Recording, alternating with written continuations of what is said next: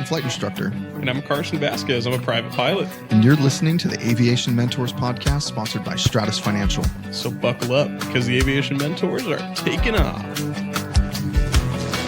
Welcome back, everybody, to the Aviation Mentors podcast. Thanks for listening today. We are so sorry that we've missed out on releasing all our episodes during Oshkosh, but we have been absolutely slammed in the Stratus Financial booth and looking around and visiting with people and meeting our clients. And it's been a lot of fun. Plus, we've had some storms to deal with. And the kids' tent is now in pieces this morning even. So it's been an interesting week, but it's been a fun one and an interesting one at that. And I'm excited that we're finally getting to record, Carson. It's been a long time coming for recording. Every day I've been waking up excited to talk about it. And every day something interesting has been going on. Just to give you guys the rundown, Brandon's been visiting schools and getting to talk to everybody. And I've been in the booth getting to meet all of our fans. And actually got my first picture with the fan. And that was probably one of the most exciting parts so far.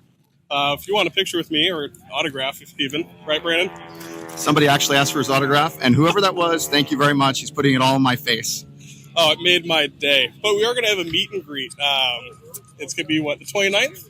Yeah, it's going to be on Saturday. I'm hoping we get this episode out by then. But if not, everybody who's going to come out, thanks for coming. But Brandon's been walking around seeing schools, and I've been in the booth every day. And being in the booth might sound like the less exciting part, but I've gotten to stay in the nice, cool AC and get to talk to brand new schools and customers for Stratus and get to see a lot of people. It's been really, really fun. Absolutely. By the way, there's like a media area and a bunch of other places that Carson's been going to. And I've been outside the whole time, sweating my butt off during the day. And he stays in these nice air-conditioned buildings and meets with schools and in luxury. So good for you, Carson. It has been in luxury. My new Rainbows haven't had too many miles on them, but Brand's, he's already blowing through a pair. Absolutely. And by the way, you guys hopefully are going to hear this airplane noise. There is American flag, some other type of flag that's getting towed by these parachuters. And there is actually an airplane doing circles around somebody in a parachute that just jumped out of an airplane. So I can't believe how terrifying that would be. Taking a parachute, there's that airplane noise for you. Taking that parachute all the way around. I mean, how would you feel if you were up there, Carson? I would not like someone flying at me if I was jumping out of an airplane. Please do not fly straight at me. Definitely looks like something that Red Bull should be doing, but I'm surprised that it's not Red Bull. So back to what we've kind of had to experience. When we first got here, I couldn't believe it, but our booth almost did not show up. So we came by and the booth was supposed to get shipped out and it was supposed to arrive by like Wednesday. And they said it was going to arrive actually by Friday, which was the last day for our stuff to arrive, last Friday. And apparently at 12 noon, the guy came over here, tried to drop off all of our entire booth, which included all of our camping supplies for 10 people. And he decided he didn't want to wait 10 minutes, and he took off. So we had to pull some magic, and luckily, I have a very huge LinkedIn family, and I messaged every single person that worked for that shipping company, and somebody reached back out to me on a Saturday morning, and Carson and I took a little 2-hour detour to Milwaukee, and met with a U-Haul truck. In a U-Haul truck, and that luckily there were some available because most of the U-Haul trucks are not available at Oshkosh because everybody rents them all out. It was a fun sidetrack to the beginning of our Oshkosh adventure. And just like we told you guys when we're preparing for this, that they do call it Schloshkosh for a reason. And it was raining like crazy the last few days. We've had some crazy storms, thunder and lightnings that I've never seen or heard anywhere in California, at least. Yeah, I mean the winds were 40-mile-an-hour gusts. The kids' tent ended up getting flooded the other night, so they came and slept in the trailer. And then last night we had 50-mile-an-hour gusts, tornado warnings, and all sorts of fun stuff. And you're right. There's some people with Schloshkosh t-shirts around here, by the way, because this year is a little wet and rainy and stormy. We're supposed to have another storm tonight. Today we're recording. It's on Friday of the show. So I'm hoping the rain subsides a little bit. I need to stop stepping in all this mud. Yeah, but we earned those Oshkosh t-shirts. We earned them for sure after this trip. But we've also done quite a few cool things in the last couple of days. We've gone to a few different parties. Brandon, why don't you tell them about those? Yeah, absolutely. We went over to the Piper Pilates party, and they had an awesome spread of food. They also had probably the best band I've ever heard in Oshkosh. They were a cover band, but they just did phenomenally well. We only could stay for a little bit because we had quite a few other places to meet and friends to go see, because this is really the aviation meetup of the year. There's a lot of people I see here once a year, and there's only so much time we get to spend with them. So I think this is my 8th or 9th Oshkosh in a row without missing, but I'm actually staying here the longest this year. So I hopefully I get to see all my friends, but I know a few already came in the beginning of the week and have already taken off, unfortunately, so I haven't got to see everybody, but I sure do try. And Carson, how's your second Oshkosh treating you? Treated me really well, actually. It was the first one that I've worked, and last year was my first time ever at Oshkosh. And I made a friend named Cam, and last night ran into him, and it was crazy. It was the first experience I had of seeing someone once a year at Oshkosh, and just Oshkosh where everyone comes together. It's a good community, and you finally get to experience it that one time a year. Absolutely. And Carson still needs to fly into here to get the full Oshkosh experience. Hasn't quite happened yet. But one day, not today, not tomorrow, but one day, Carson. Well, you know what? I did get to fly for the first time and finally got to fly it. What was that, Brandon? C5 Galaxy.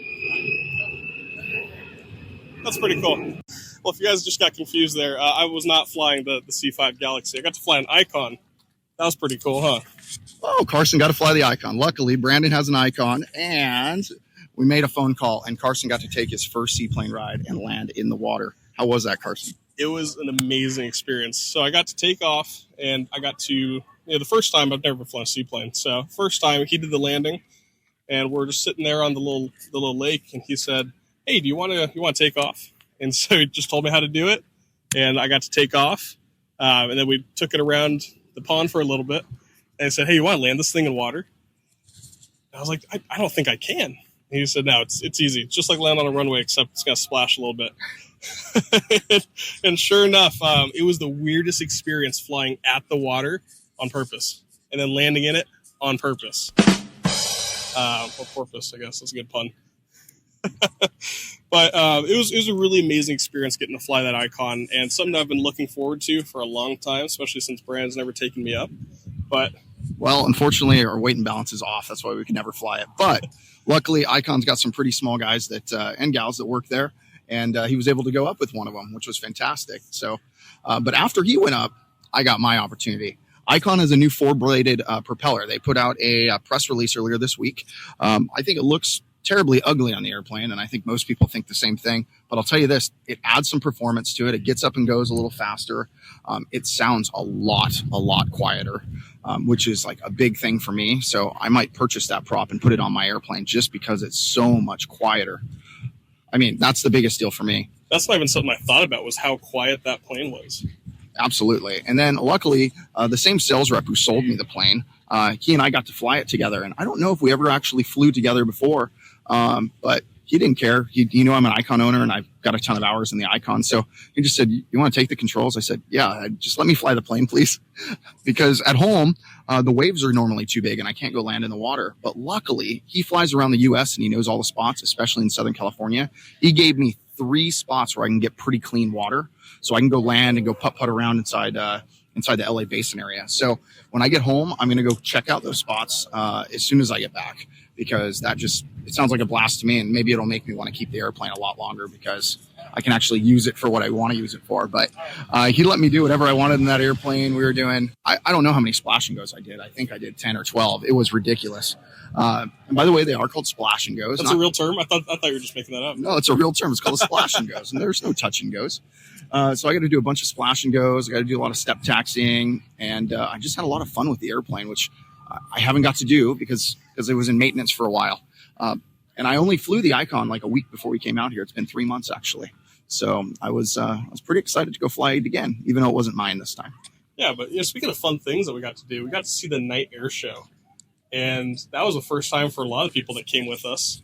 And that was probably one of the coolest ththings they've ever seen. Definitely the coolest thing I've seen. I think they went even bigger with that big surprise at the end, the wall of fire. The wall of fire. Now we don't have to keep the surprise from everybody anymore, because now you've all have seen it. At least you could have been watching the air show live on EAA's website, which has been pretty phenomenal. But I have to say that is the only air show that I actually watch still. I'll watch some different air shows such as the Blue Angels or the Thunderbirds or the Snowbirds or something like that. I'll watch those types of shows every once in a while just because they're so precise, especially the Blue Angels. But I don't watch normal air shows anymore. I've worked in this industry for 10 years almost now, and I've gone to a lot of air shows. So I've seen most of the acts, and they're just not as interesting to me anymore. I'd rather go learn how to do it myself, right? But there's something about the night air show when you see airplanes with fireworks flying off of them, and then airplanes flying through fireworks. That just seems very unnatural. So that's why I like it so much. And it's all pitch black, and that's just not something you would imagine someone doing at night, is flying and shooting fireworks off just in the pitch black dark. Definitely not. I mean, they can see the ground. There's a lot of lights coming around on the ground, but it's a pretty dark place. And then they have smoke on sometimes, and sometimes it's hazy, and it's probably a very difficult thing to do.